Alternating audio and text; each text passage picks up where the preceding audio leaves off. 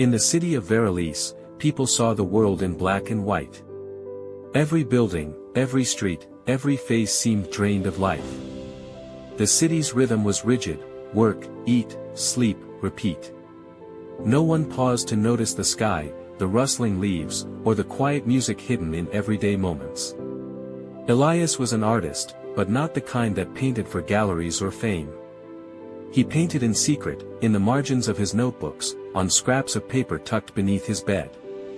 Yet there was a problem: Elias could not see color. Born with a rare condition, the world appeared in shades of gray. For years, he devoured color in books and stories, imagining reds that burned with fire, greens that whispered of forests, and blues that carried the depth of oceans. He often felt inadequate, a painter of emptiness, a man who could create only shadows. Friends told him he should give up, that art required what he could not have.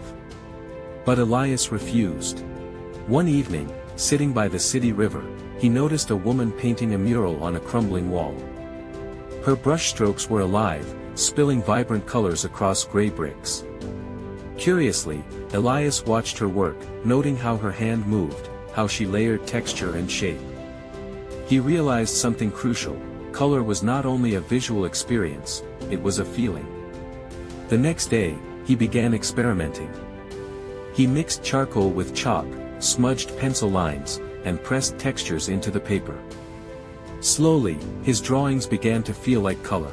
A jagged line could scream red, a soft curve could hum blue, a cluster of patterns could whisper green.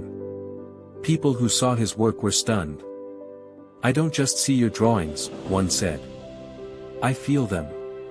Elias began sharing his art in public spaces. He painted murals on gray walls, not with color he could see, but with emotion, rhythm, and contrast that made people experience the hues themselves. The city started changing. Gray walls no longer seemed oppressive. People lingered to watch, to touch, to feel. Even the most exhausted commuters found a spark of wonder in his creations. But Elias faced setbacks. Some ignored his work, others mocked him. He once spilled an entire week's effort in the rain. But each time he faltered, he reminded himself, art is not about perfection, it's about connection.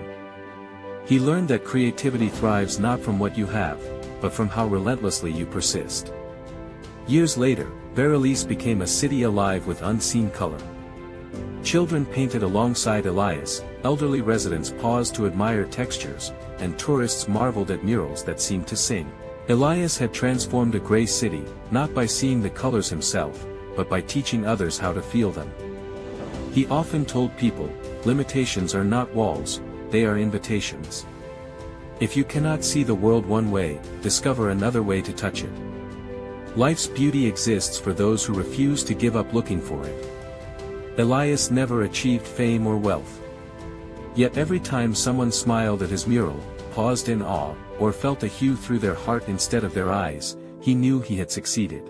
He had turned a weakness into power, a limitation into legacy, and a gray city into a canvas that inspired thousands.